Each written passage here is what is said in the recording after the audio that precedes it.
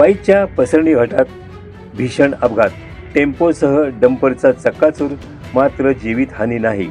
नमस्कार, मी श्री संजीव मामुनी, युवा प्रारंभ न्यूज वाई तालुका प्रतिनिधी. वाई येथील पसरणी घाटात बुवासाहेब मंदिरानजीक आयशर टेम्पो आणि डंपरचा भीषण अपघात झाला. या अपघातात दोन्ही वाहनांचे मोठ्या प्रमाणात नुकसान झाले असून दोघे गंभीर तर दोघे किरकोळ जखमी झाले आहेत. याबाबत घटनास्थळावरून मिळालेली अधिक माहिती अशी की सँड क्रश घेऊन वाईकडून पाचगणीकडे डंपर निघाला होता, तर आयशर टेम्पो MH25 U0719 हा पाचगणीहून वाईच्या दिशेने निघाला होता. भरधाव वेगात असल्याने टेम्पो चालकाचा वाहनावरील ताबा सुटला आणि घाटातील बुवासाहेब मंदिरानजीक असणाऱ्या वळणावर घाट चढणाऱ्या डंपरला जोरदार धडक दिली.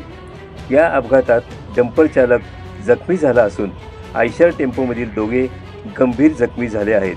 टेम्पो चालकाने गाडीतून उडी मारल्याने तो बचावला.